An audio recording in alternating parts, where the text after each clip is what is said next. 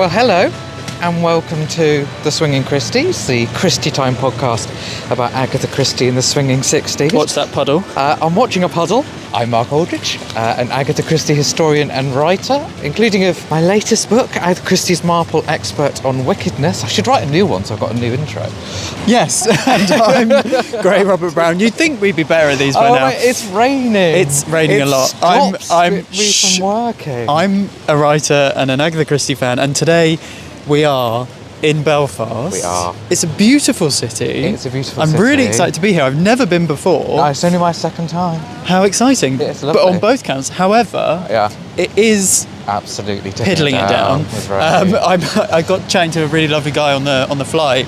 One of those things where you sort of bump into someone in the airport or getting on the plane and then ended up sitting next to him on the plane and then bumped into him at the other end as well. And he's from Belfast and lives in London now. And he apologised for the rain. Right. And then as he was about to walk away went, of course it's boiling in London. And I was like, yeah, thanks, mate.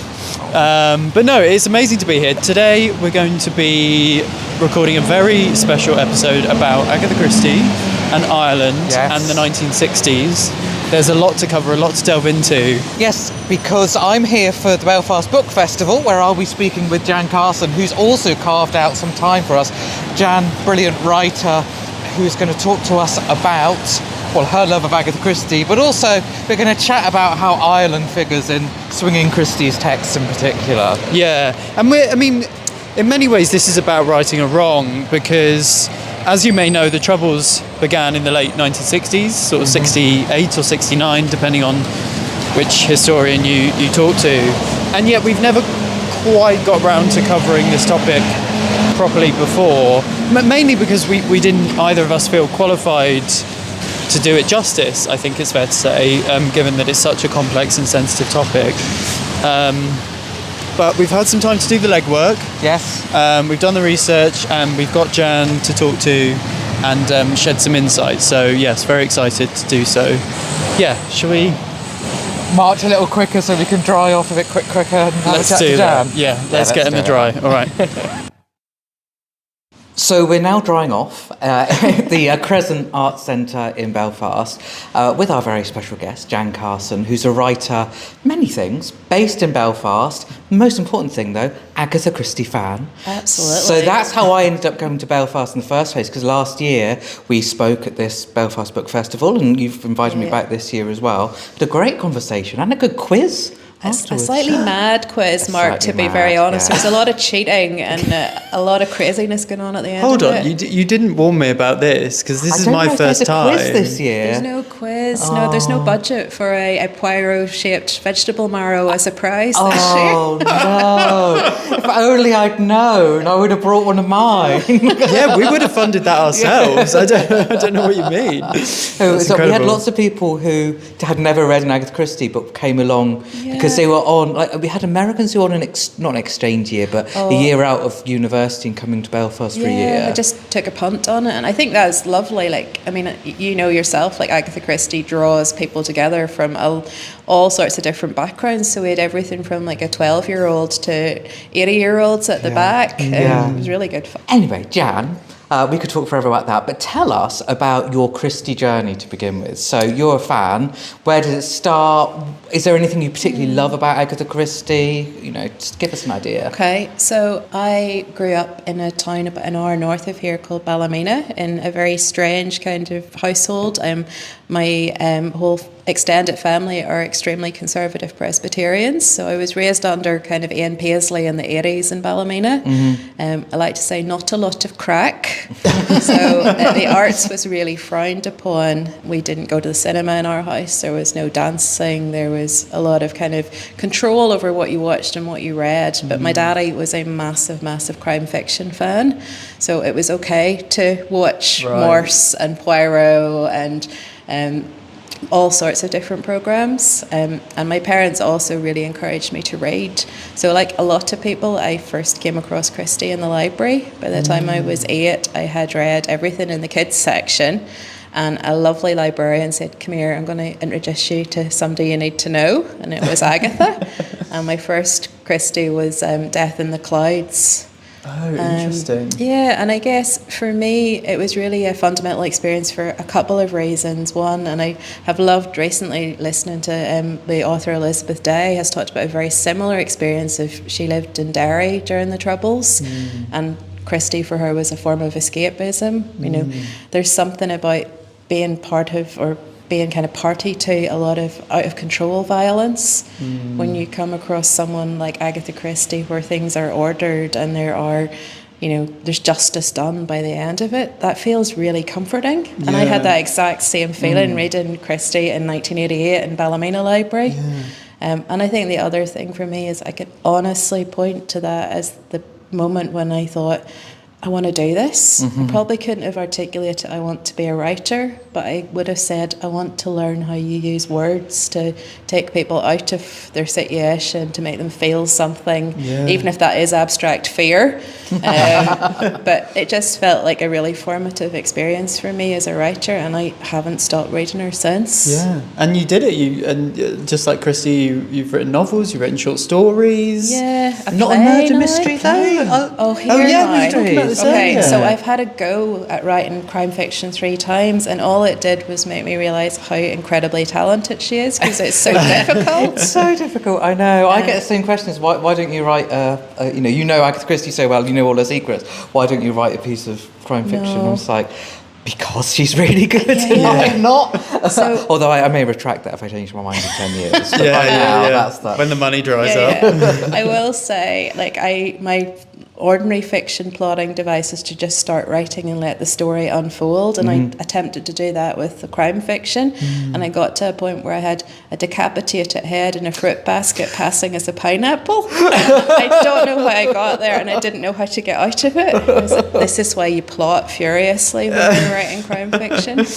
It's really fascinating and refreshing to hear you make that link between, and like you said, Elizabeth Day has as well, that link between what has gone on here in the last 100 years or so and the escapism of Agatha Christie, because I feel like we talk about that a lot, but exclusively in terms of people trying to escape the Second World War, and specifically in that the lens of English and British people saying that about the Second World War.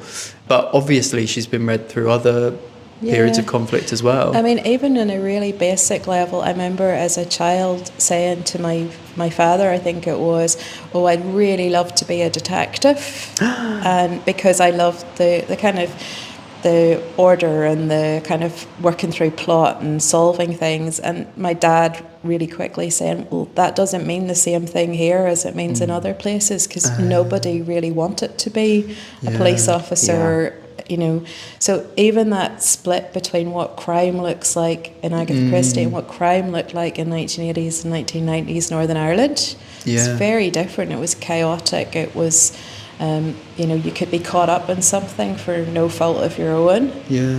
Whereas when I open her books, I think usually it's the bad guys who get their comeuppances, and there's a reason why people are being murdered in terrible ways. Yeah, no, absolutely. Well, speaking of the Dame herself, the Queen of Crime herself, we thought we'd first of all just take a sort of broader look at Ireland and Irish matters, Irish characters in the works of Agatha Christie.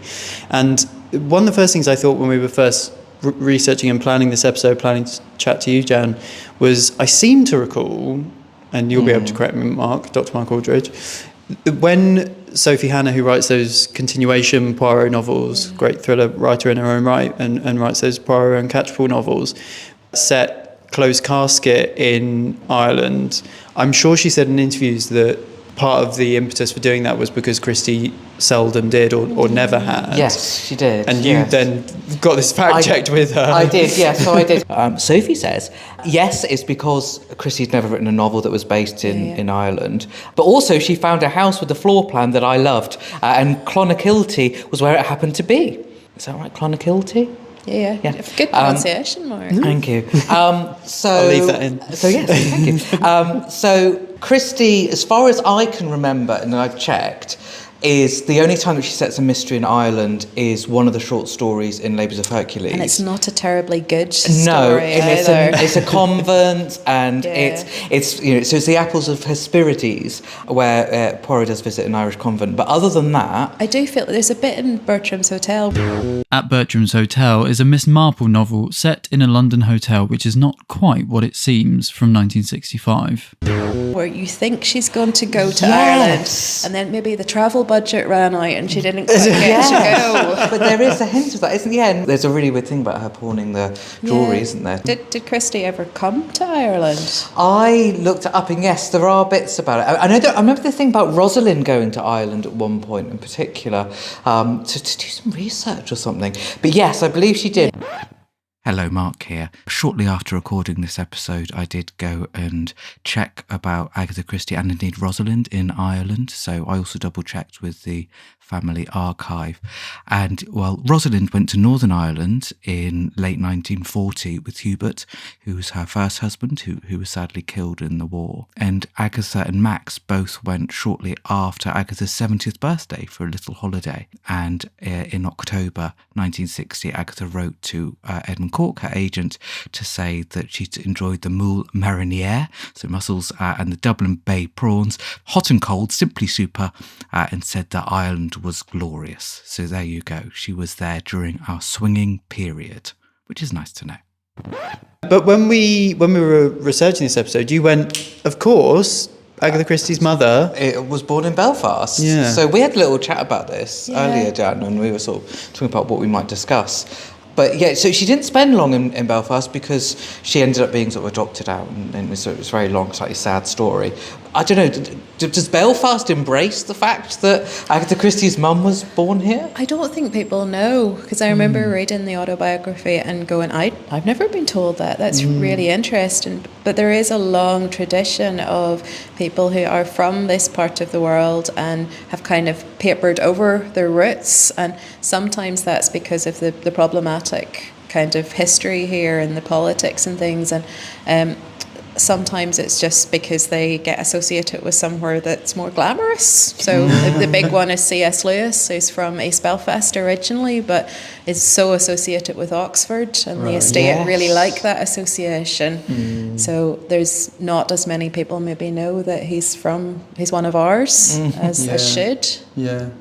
We did do a Halloween special where one of the things that we referred to was how sound, and I'm apologising now for that if I'm not pronouncing that well, but very much predated the modern American idea of Halloween, for example. So there is a line that you can draw between Irish traditions, but also Scottish as well, that seem to pop up often, of course, in America, and then gets fed back via this sort of loop back to Agatha Christie. So even if it's not always explicit, there is, of course, culture and heritage and history that and of course the Irish diaspora went all over the world and took some of those practices with them, and then they morphed into traditions like Halloween that we have now.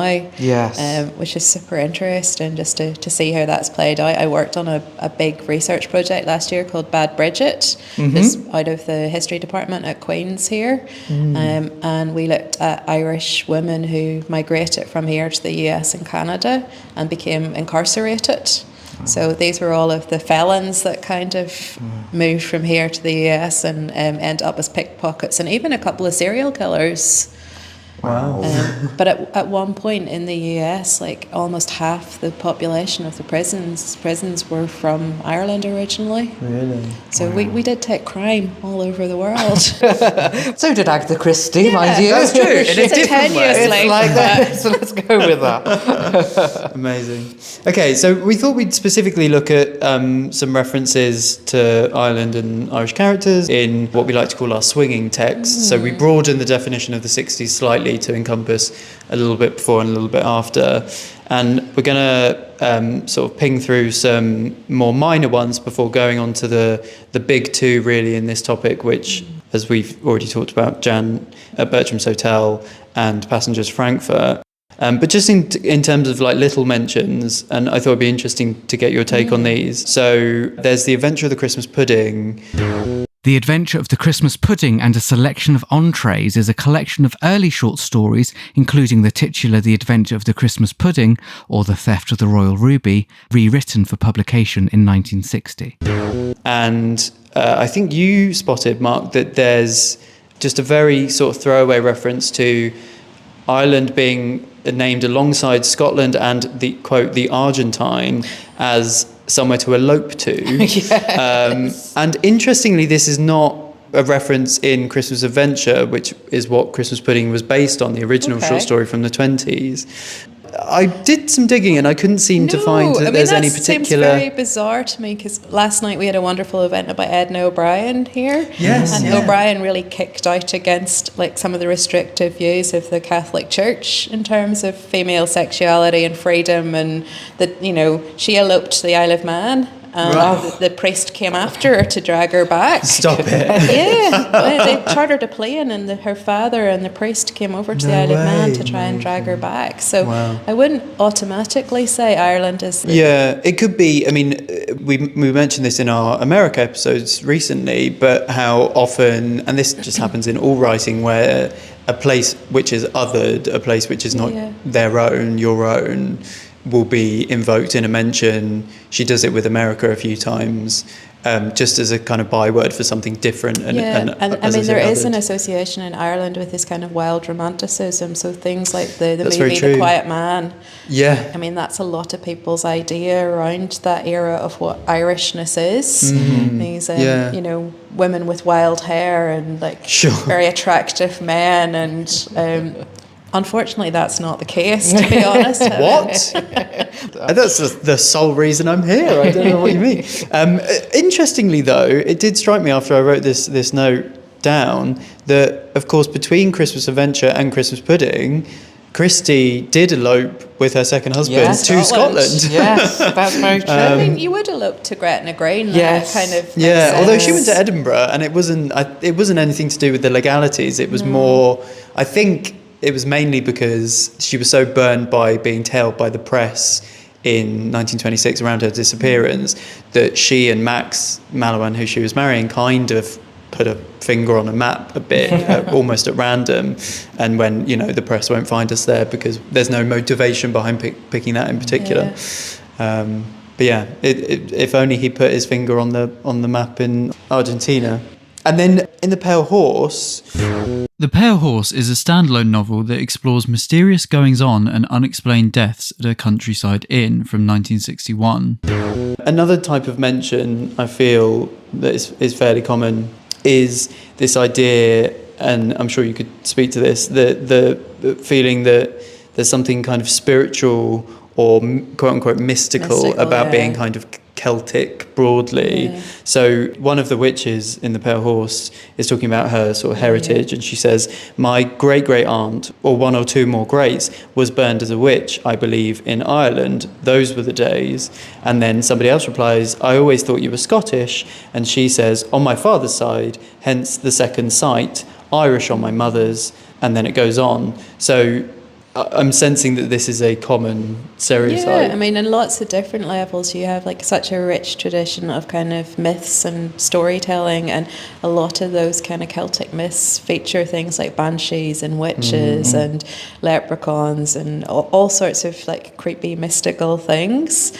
There were also witch trials in Ireland. There were some in the north. There were lots of death of supposed witches as well. So that is woven into the history here. And then you're also coming off the back of, you know, the period when Yeats was writing in the south. He was very into his mysticism and re-invoking this kind of Celtic revival.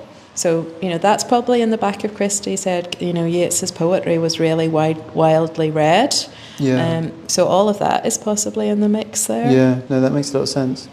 In preparation for this episode, I was reading an incredible book called Inventing Ireland by Declan Kerbert. It was absolutely fascinating, but it immediately made me think of Pale Horse. The main thrust of the argument is about the figurative construction of quote-unquote Ireland, suggesting that Ireland has long existed, particularly pre-independence, as, quote, a foil to set off English virtues and as a fantasy land in which to meet fairies and monsters.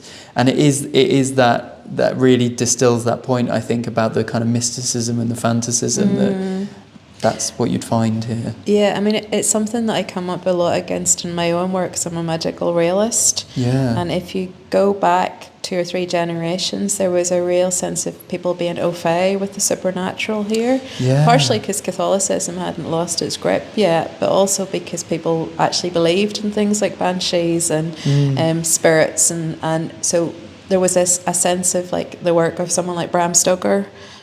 People would have easily have believed in Dracula as a real entity. Yeah. Now it's not so much. So when you're writing magical realism with ghosts and things, folks will automatically say, what does that represent? What does it symbolise? Oh, it could actually be an attempt at writing something real. Yeah. And you can mark that to about the beginning of the Troubles is when that sense of the literature and art that's coming out of Ireland starts to become more and more realist in tone.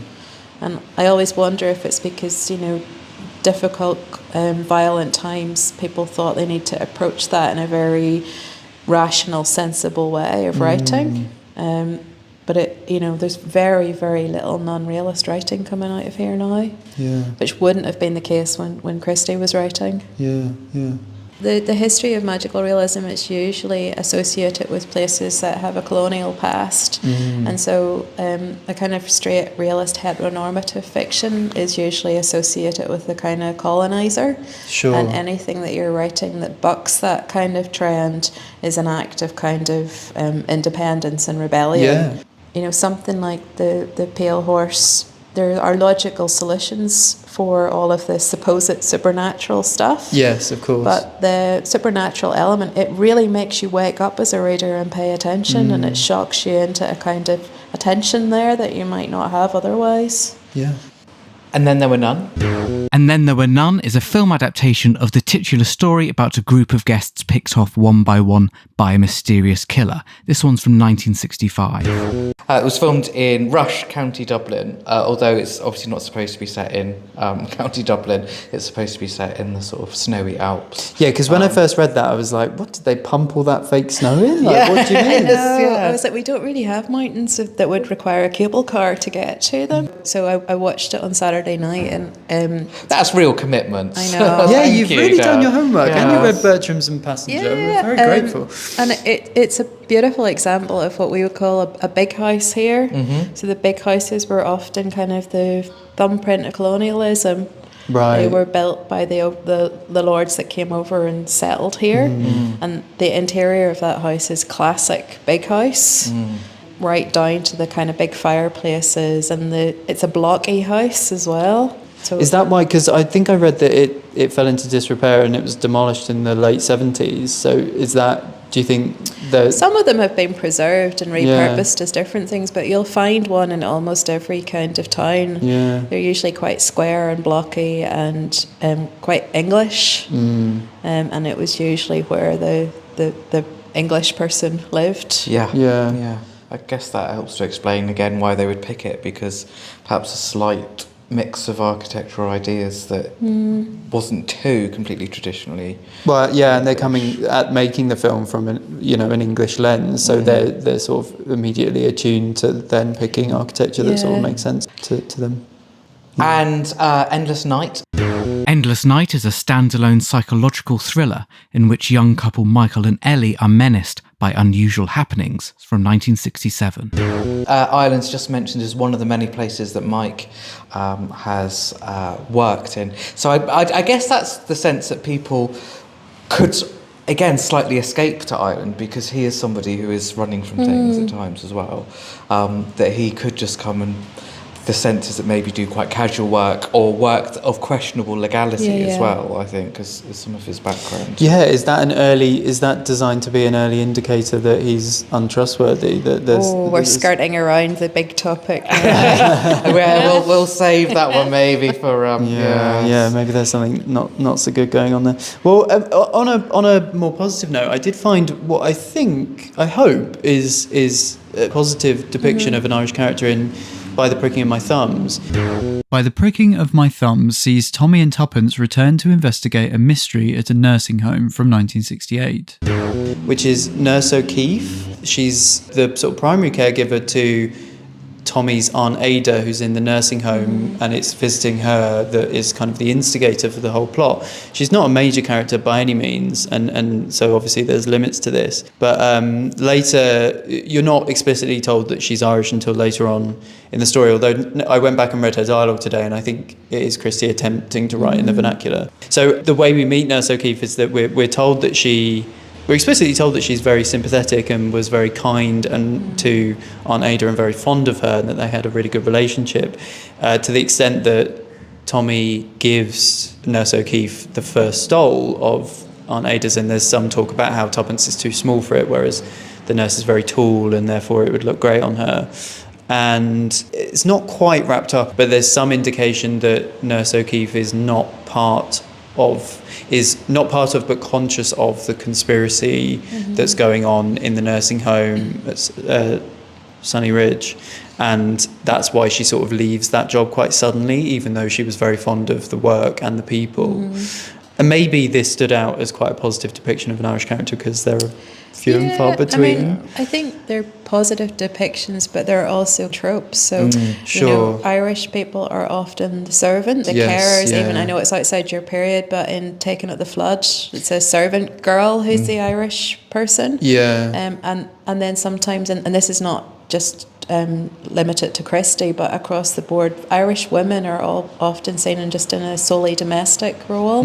So they're carers and they're people who cook and provide food and they're motherly, and the men are often the drunken criminal layabouts. Sure. So it can be quite lazy stereotyping, but she's by no means the worst writer who does it.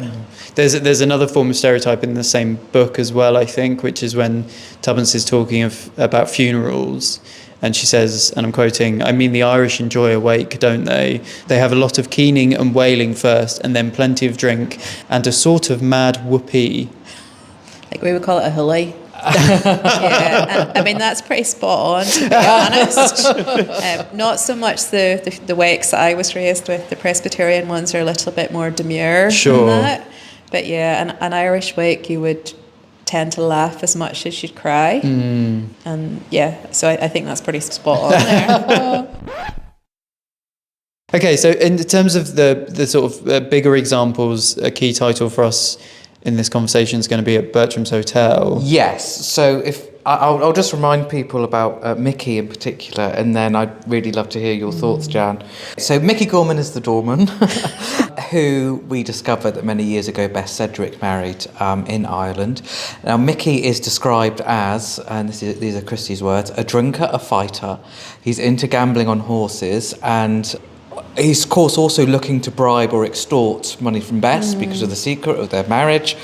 So perhaps not a great stereotype. Then there's even the sense, I think, that he might have seduced Bess, because even though Bess was 20 or 21, so was an adult, but he's certainly overbearing, he's got control. Miss Marple doesn't like him because he keeps trying to get her taxis and she wants to get the bus, which is such a sort of a mansplaining, overbearing sort of thing. So what are your thoughts about this sort of character being in a 1965 book? It doesn't surprise me at all. It doesn't surprise me. I mean, we're in the era of no blacks, no Irish, no dogs, and the Irish, in how they were portrayed in literature, they're often, it's shorthand to say it's an Irishman for someone who's a criminal, a drunk, a deviant, a wife beater, all of those things.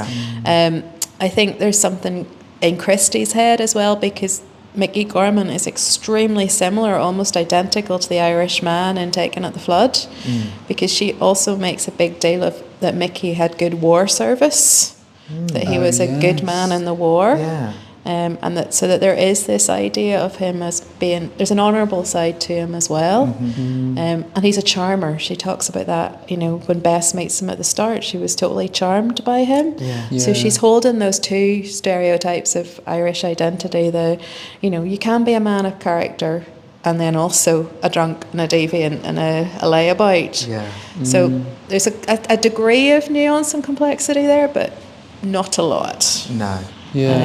And I'd like to say that stereotype has kind of gone out of fashion, but it still often rears its head. And you know, I've encountered lots of people assuming that you'll be a big drinker just because you're from here, or some of those other stereotypes, and we just sort of have to laugh and get on with it.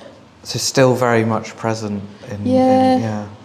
And I guess we call them microaggressions now, wouldn't we? That sort of thing in everyday conversation. I know you sort of said this on the phone the other day, and I said from our perspective as English gays that there's, it's like, us people were assuming that we're promiscuous or... Yeah.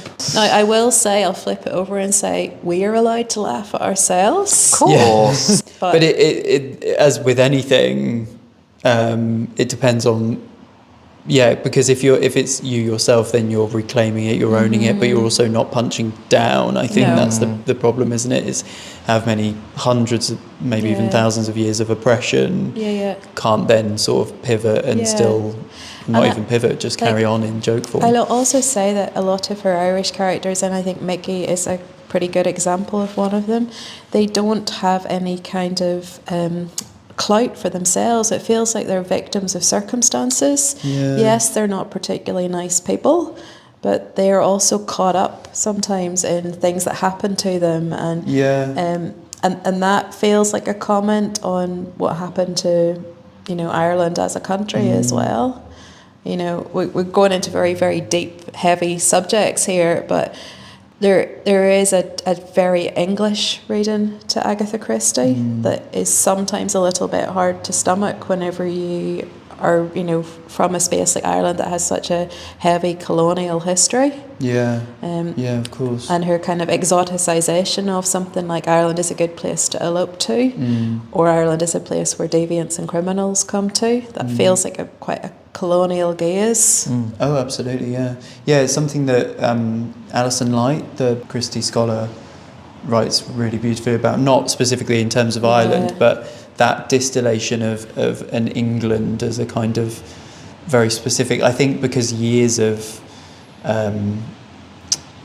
primarily English scholarship and readership and attention on Agatha Christie means that, and we're guilty of this too, obviously, we're two English people sat here, Mark and I, having this conversation as well, you're then oblivious to or not attuned to, you don't have that lens. So we've been writing and talking about Christie in a certain way with that key perspective missing. But I think we exoticise back as well. So for me as a child reading Miss Marple and St Mary Maid isn't like any villages here. The villages in Northern Ireland tend to be segregated into, like, one is Protestant, 2 miles down the road there's a Catholic neighbourhood. It felt very beautiful, pristine, of a different era. So we're guilty of doing the exoticisation backwards as well sometimes. Yeah, and that's some of the reason that I like to read her, because it was that escapism into this is a world that I'm not aware of. Yeah.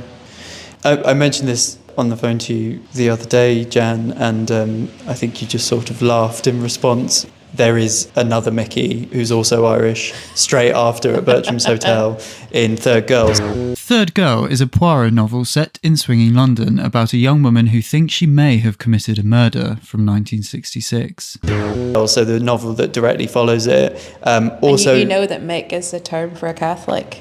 I did not know it's that. Slang for a Catholic. Oh, really? Yeah. Okay. So there's another. I just assumed that was. I don't think even that Christie might have known that, but if you say someone's a Mick here, it's a slightly derogatory term for a Interesting. Catholic. Yeah. Okay. Well, there's another layer there. Again, in a service job, he's a porter in the block where the titular girls live of Third Girl. And so we hear about him from Mr. Goby, who's one of our investigative figures. And he says, one of the porters is a gossipy type. Buy him a drink or two, and you'll be surprised at the things he'll tell you: who drinks and who drugs, who keeps his cash behind the cistern, and goes on. So again, that drinking stereotype raising its head, I suppose. But also, I mean, there's a nugget of something that she's not seeing as nice, but I think is kind of a trait of Irish people, and that's the talking.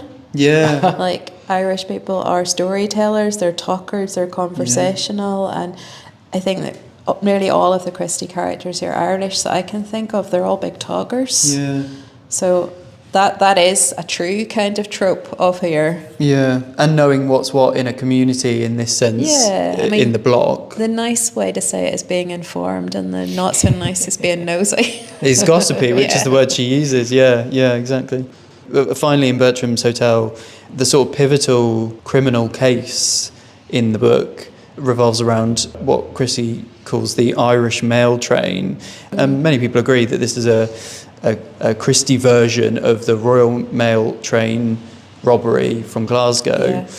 I wonder if there's a swapping out of Glasgow, Scotland and Ireland that she's doing there that betrays a sort of everything's Celtic. Yeah, it just all merges into one kind of thing. Which is maybe borne out by the Scotland, Argentine, Ireland mentioned before. How does the train get across the sea? That's a very good question. Every time I read that book, I think there's no mention of the ferry in between, and this is definitely before the Channel Tunnel. So yeah. I wonder as well if it's just something that's lodged in the back of her mind from reading those newspaper reports a year prior to writing Bertram's, because Great Train Robbery is 63 and this is published in 65. But there was someone who was referred to as the Ulsterman, who was involved in the Great Train Robbery, who was sort of the linchpin who gave them the kind of crucial information, the inside man, as it were. So she's got that little nugget of detail filed. Maybe, seems quite like her as well. And I just wanted to mention, just because I only noticed it when doing the research for this episode, but there is actually a continuity reference back to the Irish train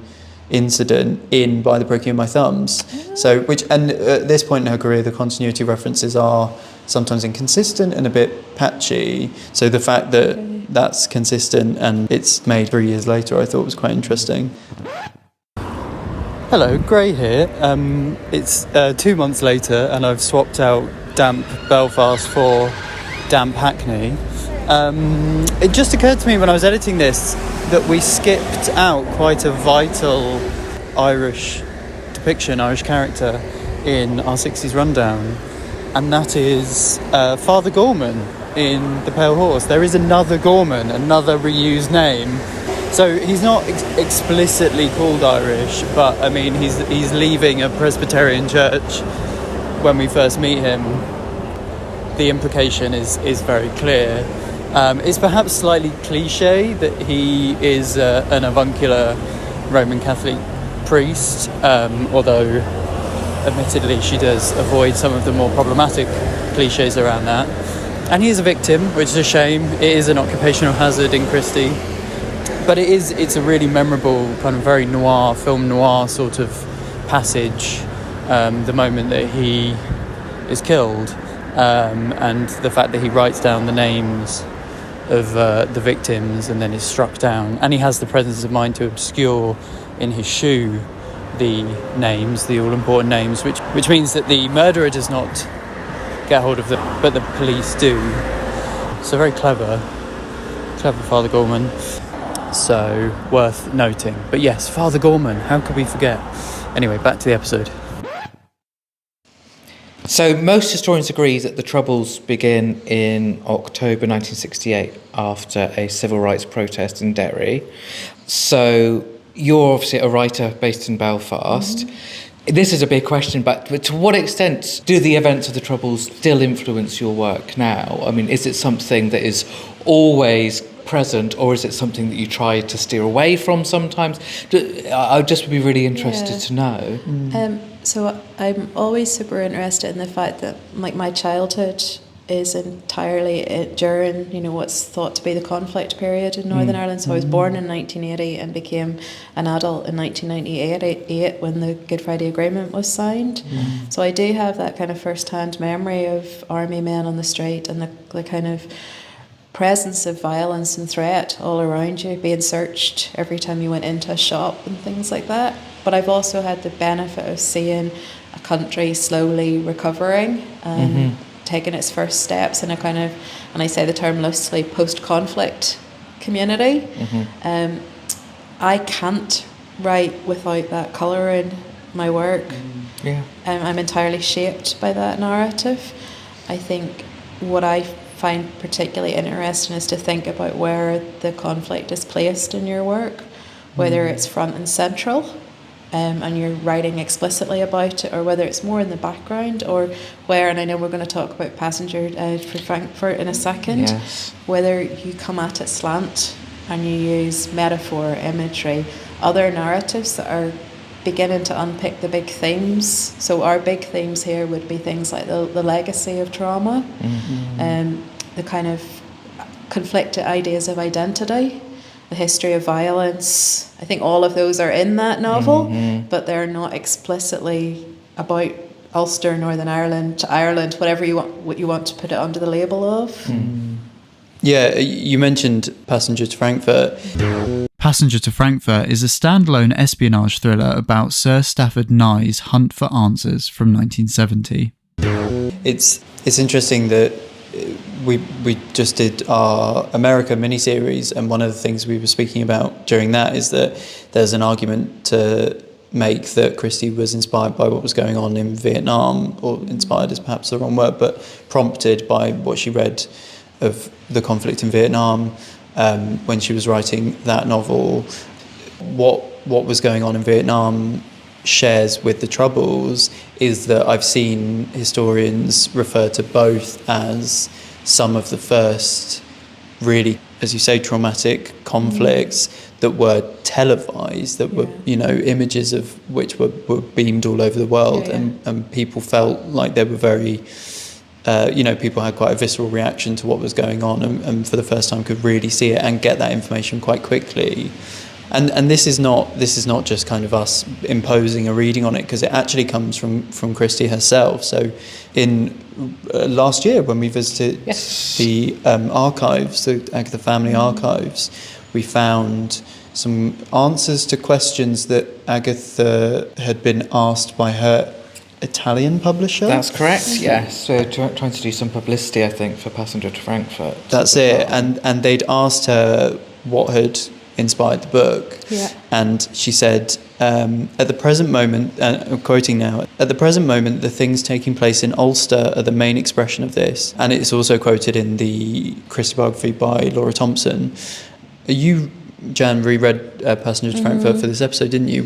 How did you find that, and can you see? Yeah, so I found it really interesting because you two pointed me towards Passenger to Frankfurt as a book that dealt with Ireland, and I was like, I'm not sure there's any Ireland in there. And then I reread it, and I was like, and the more I read some of the academic writing that you sent across around the text, and I can see that she's possibly doing something that I do similarly, in terms of these are difficult things to address head on, especially when you're close to them. And living in England, that's it's the closest country across from Ireland. Whether she acknowledges it very much or not, she has a blood tie to this place. She has a mother who's from Belfast.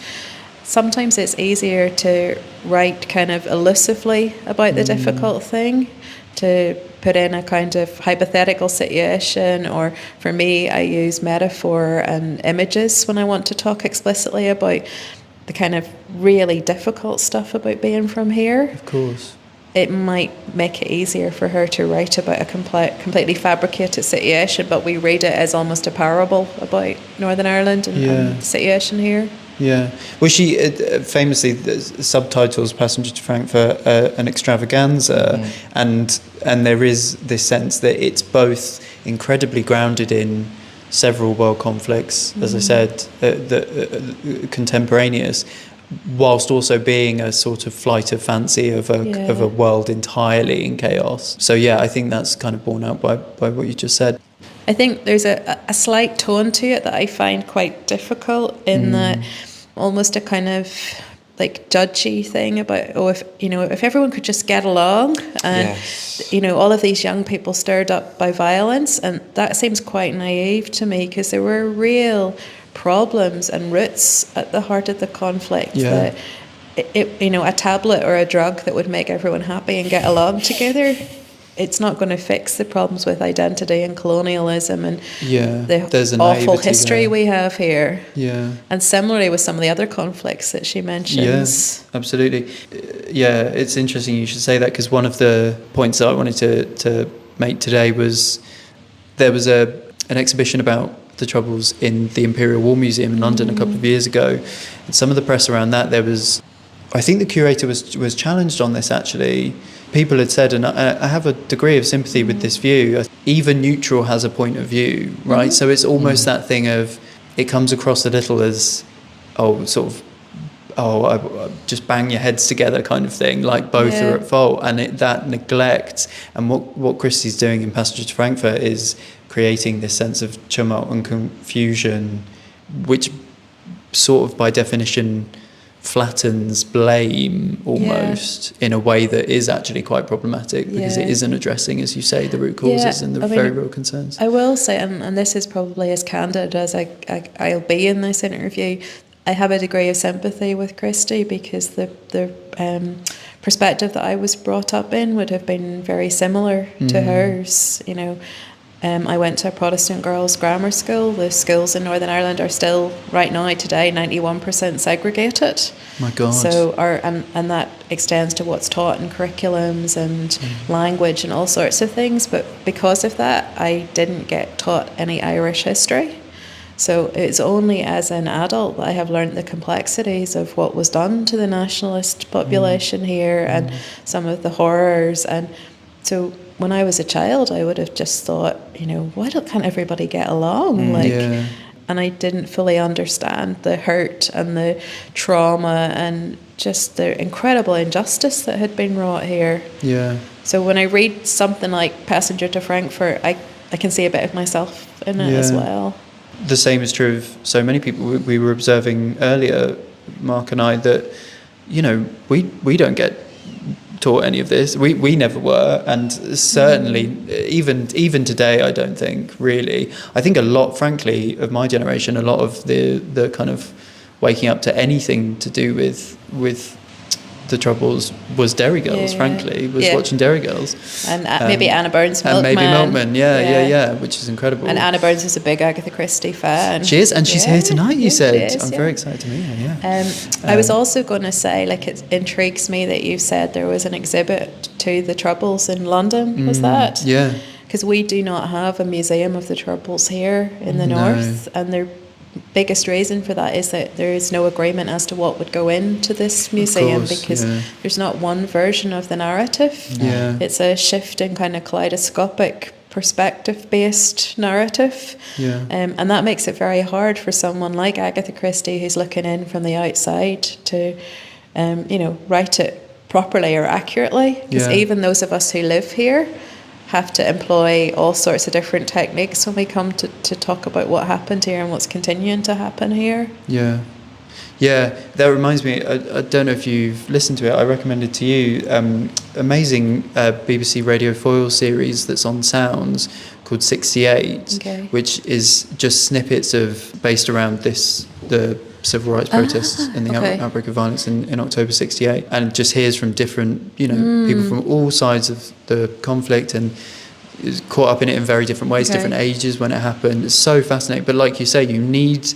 projects like that, and as conversations with it, as much nuance as you're bringing to us now. So thank you. And I'd also recommend, so a lot of folks ask for one book to read on the Troubles, and it's very difficult because most of them are written either from one perspective with bias or an attempt at kind of objectivity, which doesn't really work.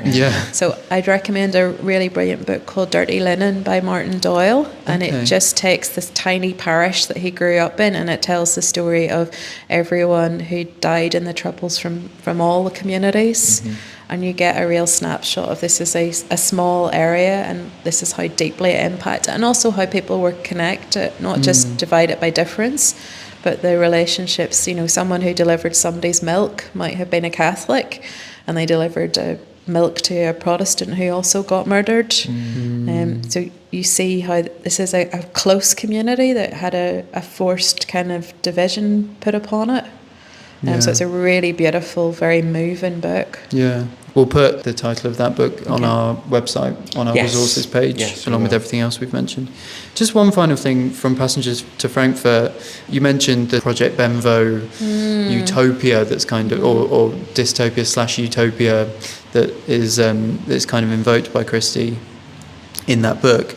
And I did notice that the way that is envisioned by the villains in that book is aligned with the way that people used to talk of Ireland, specifically this phrase, the country of the young. Is this, I don't know, I'd never heard of this before. Is this a sort of... I've never heard that before either. So I think this is what she's referring to. So the passage is people talking of peace and beauty and the wonderful world that is the world of the young, which is to be theirs when they've destroyed enough of the old world. The original country of the young was west of the Irish Sea, wasn't it? A very simple place, a different country of the young from what we're planning now. Is that Tiernan? So there's a myth, an Irish myth about a mythical place of eternal youth. Okay. Yes, well, quite possibly. She goes on, it was silver sands and sunshine and singing in the waves. Yeah, and it's kind of like no one grows old when they go there. Oh, okay. So I think it's a veiled reference to that. Right, probably. okay. Good. This is why we have Jan on. Yeah. Thank you so much. Thank you, for Jan. talking to us. Is there any way that people can follow you on social media? Have you got a website or anything? Yeah, I've got my website. It's just jancarson.co.uk. Excellent. Amazing. And people should definitely follow you on Instagram because you post pictures of your stunning accessories, more of which you're sporting currently, a fine red set currently. Yes, and you're at Jan Carson Stories, is it? Yeah. At Jan Carson Stories. Fantastic. Well, thank you so much for taking the time to speak to us today, Jan. Yeah, thank you. I will say, actually, this is a good 60s reference. The other Jan Carson was a very famous 1960s stripper. Oh my goodness. Stop it. Yeah, so about 5 or 6 years ago, I got this email from a Dutch academic, and he was like, "Hi, I am Dutch academic researching the Beatles and the swinging 60s. Are you famous stripper of same name?" Stop and it. I started to do research, and she's the stripper who strips in Magical Mystery Tour. Oh my goodness. Wow. And she strips to a song called Death Cab for Cutie, which is where Death Cab for Cutie took their band name from. No way. And her name is Jan Carson. Well, there's something in this if you haven't already written it. Yeah. I feel like this is the next book. Book coming out? I think she had quite a sordid life. She moved to the States to try and make it in like normal cinema and ended up like dying of a drug overdose or something. But I've got her as my namesake, and the other one is a woman who writes self-published books about how angels leave messages on her answering machine with prophetic messages from the world. So they're two pretty good. Yes. Have you got like...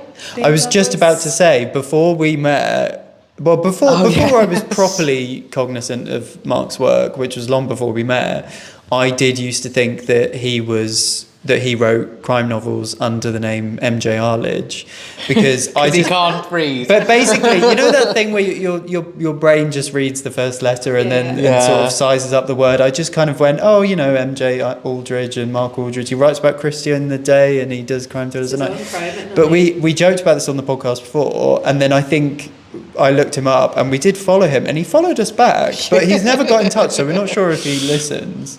MJ, if you're listening, get in touch. We'll do an episode. That and a locksmith, I think, are mine.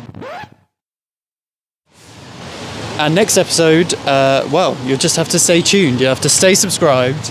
We've got lots of plans. Yes. More coming soon, but yes, top secret as of yet. Please do rate and review us. Positively, ideally, and please also make sure you subscribe if you haven't already. There are actually surprising numbers of listens that come from people that haven't subscribed. I think people assume that they have subscribed and they just never click the button. So yes, go and check you've clicked the button on your podcatcher of choice so that you get notifications every time a new episode drops. And please do get in touch. You'll find us on Instagram at Christie_time, our blue sky is christietime.bsky.social. You can email us at christietimepod@gmail.com. Our website's christietime.com, and you can find Gray online at grayrobertbrown.wixsite.com/grayrobertbrown. I'm also on Insta at Dr. Mark Aldridge and on Blue Sky at markaldridge.info, which is also my website. And of course, if you so wish, you'd be very welcome to track down any of my books about Agatha Christie.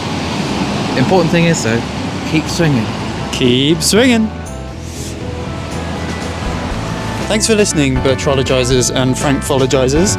The Swinging Christies is a Christie Time project by Dr. Mark Aldridge and Gray Robert Brown. This episode was recorded on a very damp 9th of June, 2025. June! It should be nicer than this. Our artwork was designed by Bartlett Studio, and our music is by Dar Golan.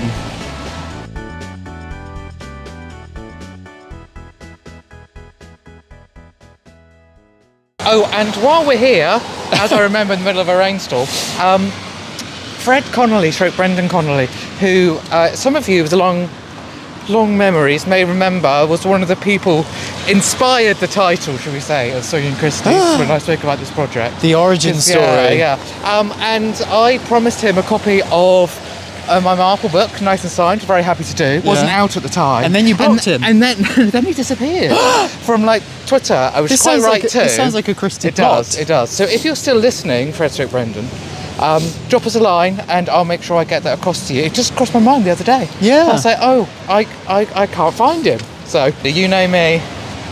I like to clear up a mystery as soon as I can. Yeah, exactly. Well, yeah, hopefully mystery solved soon.